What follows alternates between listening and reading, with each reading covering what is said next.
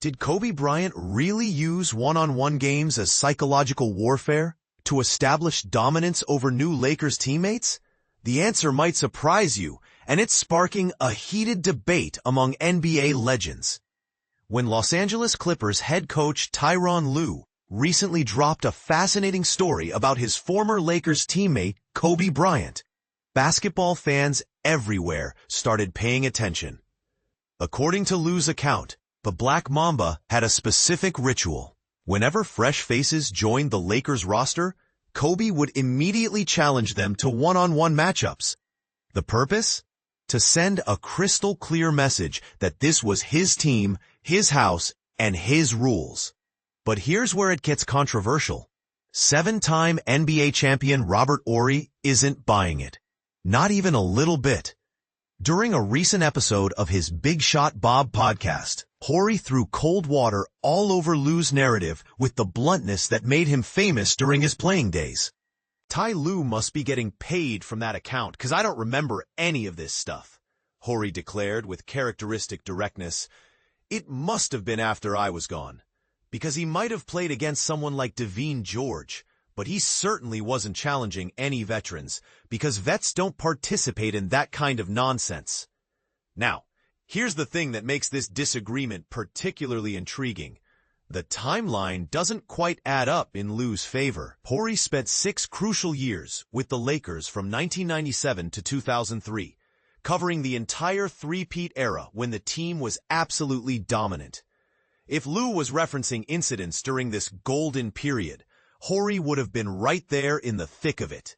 The examples mentioned in the original story involve players like Glenn Rice and Isaiah Ryder, who joined the Purple and Gold in 1999 and 2000 respectively, smack dab in the middle of Horry's Lakers tenure. And this is the part most people miss. Horry's perspective on team hierarchy during those championship years tells a completely different story than what Lue described. Kobe always wanted to play one-on-one with people, Horry acknowledged, giving credit where credit was due. But it wasn't some kind of territorial challenge where he's declaring, "This is my team," because frankly, we all knew it wasn't his team. It was Shaquille O'Neal's team, period. This statement cuts right to the heart of one of the NBA's most fascinating power dynamics. During Horry's time in Los Angeles, Shaquille O'Neal was the undisputed alpha.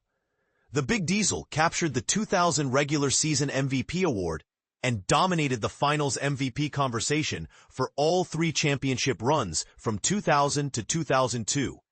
While Kobe was rapidly ascending to superstar status and becoming a household name, the pecking order within the Lakers organization remained crystal clear to everyone, except maybe Kobe himself. Horry's recollection paints a picture of Bryant as someone who simply loved the competitive aspect of basketball, rather than someone using games as psychological intimidation tactics. Kobe liked to play one-on-one with guys, but I don't think it was some kind of challenge, Horry explained. I think it was just his competitive nature showing through.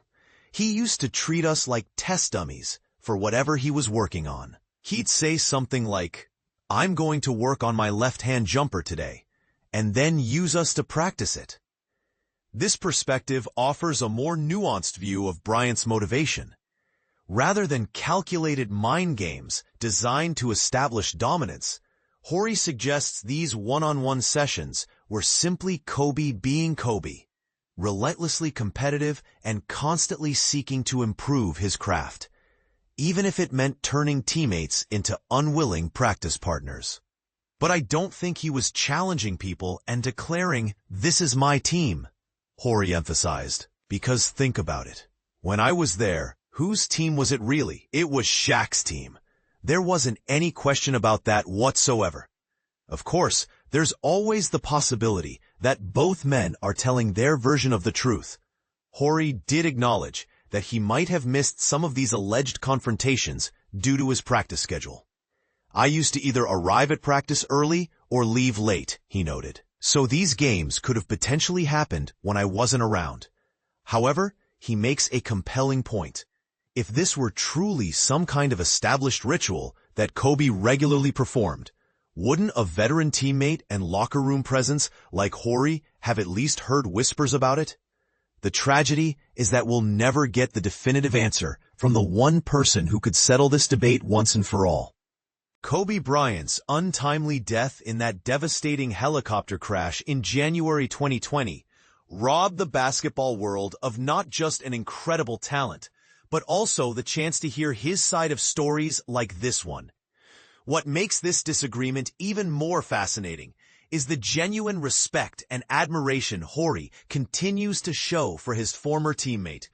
Despite challenging Lue's specific narrative, Big Shot Bob has been one of Bryant's most vocal supporters in recent years. He's gone on record stating that he believes it was absolutely ridiculous that Kobe only captured one MVP award during his legendary career. Horry has even made the bold declaration that he would choose Bryant over Michael Jordan in certain GOAT discussions. High praise from someone who played alongside some of the greatest players in NBA history. So, what's the real story here? Was Kobe the calculated psychological warrior that Lue described, using basketball games as tools of intimidation? Or was he simply the relentless competitor that Horry remembers? Someone whose love for the game and drive for improvement sometimes made teammates feel like practice equipment? Maybe the truth lies somewhere in between. Perhaps Kobe's competitive fire was so intense that what felt like casual practice sessions to him came across as deliberate challenges to others.